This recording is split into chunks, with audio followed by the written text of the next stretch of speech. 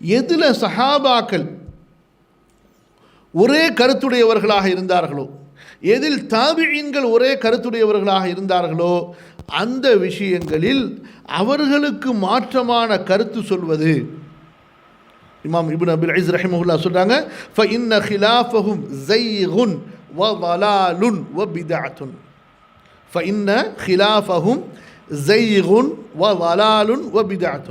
زيغ அவ்வளோதான். எப்போ அவங்களுக்கு மாற்றமாக நீங்கள் சிந்திக்கிறீங்களோ அப்பயே இந்த நேர்வழியை விட்டு விலகிட்டீங்க.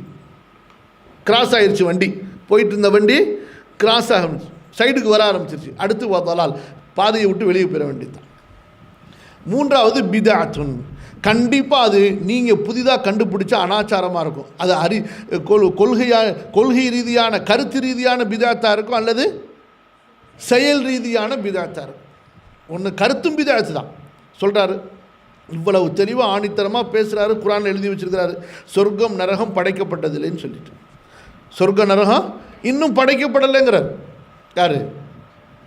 பிஜேவுடைய கொள்கை என்ன? சொர்க்க நரகம் படைக்கப்படலைங்கிறார். நிறைய விஷயங்கள் உதாரணத்துக்கு பாருங்கள். இப்போ நம்ம என்ன விளங்கி வச்சுருக்கிறோம்? ஆதாரத்தில் சொல்கிற உங்களுக்கு தெரியாது மேக்சிமம் ஆதார ஆணையமாக, அல்லது சில பேருக்கு தெரிஞ்சிருக்கலாம். முஸ்லீம்கள் ஒரு இஸ்லாமுக்கு வெளியில் ஒருத்தர் அல்லாஹ்லாம் சொல்லலை, புரியுதா? ஆனால் இணை வைக்கலை, கடவுள் ஒருத்தர் இருக்கிறாருன்னு சொல்கிறாரு. இப்படிப்பட்டவங்களோட திருமண உறவு வைக்கலாமா? கல்யாணம் பண்ணிக்கலாமா? நீங்கள் விளங்கி வச்சிருக்கிறத சொல்லுங்கள். நீங்கள் விளங்கி வைத்திருப்பதை கூறுங்கள். இப்போமா முஸ்லீம்கள் நாம் இப்போ ஒருத்தர் முஸ்லீம்லாம் தன்னை சொல்லிக்கல, ஆனால் அவர் என்ன சொல்கிறாரு? கடவுள் ஒருத்தங்கிறார். அந்த கடவுள் அல்லாஹ்லாம் இன்னும் சொல்லலை, கடவுள் ஒருத்தங்கிறார், அவ்வளோதான். சிலையெல்லாம் வணங்கலை. இப்போ இவருக்கு நம்ம பொண்ணு கொடுக்கலாமா? இது நம்ம விளங்கி வச்சுருக்கிறது. அண்ணன் சொல்கிறாரு, தாராளமாக கொடுக்கலாம், தாராளமாக அவங்கள்ட்ட எடுத்துக்கலாங்கிற. கடவுள் ஒருத்தர்னு சொன்னால் போதும், நம்ம அவங்களுக்கு பொண்ணு கொடுக்கலாம், பொண்ணு எடுக்கலாம்னு சொல்லிட்டு.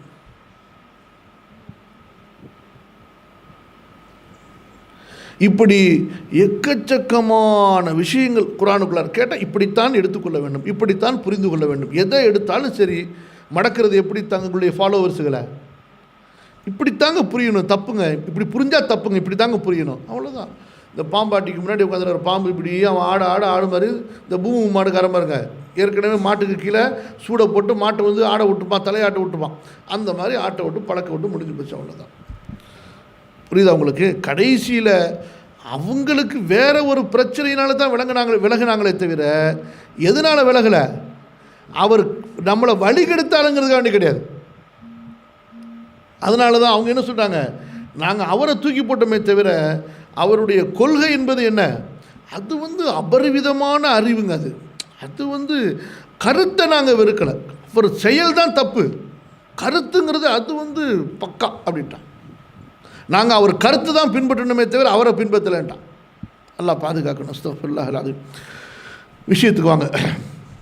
உங்களுக்கு சில பேருக்கு யோசனை வரும், ஏன்டா இந்த உமர் ஷரீஃப் சும்மா சும்மா சும்மா அவருடைய அந்த விஷயத்தை பற்றியே சொல்லிக்கிட்டே இருக்கார்? ஏம்மா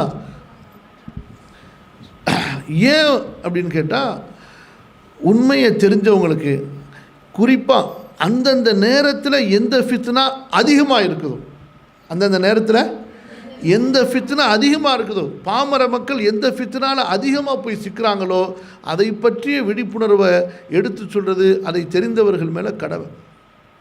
புரியுதா? முன்னாடி காலத்தில் மக்கள் பிதஅத்துலையும் ஷிர்க்லையும் போய் அதிகமாக விழுந்துக்கிட்டு இருந்தாங்க. அப்போ நம்ம அதை பற்றி அவர்களுக்கு சொன்னோம். இப்போ குர்ஆன் ஹதீஸுங்கிற பேரில் இவ்வளவு பெரிய குஃப்ரில் போய் விழுகிறாங்க. அதனால் இதை எடுத்து சொல்கிறது எல்லா இடங்களையும் நம்ம மேலே கடமை. புரியுதா? இது அவர்களுக்கு நமக்கும் வேறு எந்த விதமான பிரச்சனையுமே கிடையாது. நாளைக்கு அவங்களும் இந்த நேரான மன்ஹஜுக்கு வந்துட்டால் நம்ம அவங்களோட சேர்ந்து படி செய்ய போகிறோம். புரியுதா?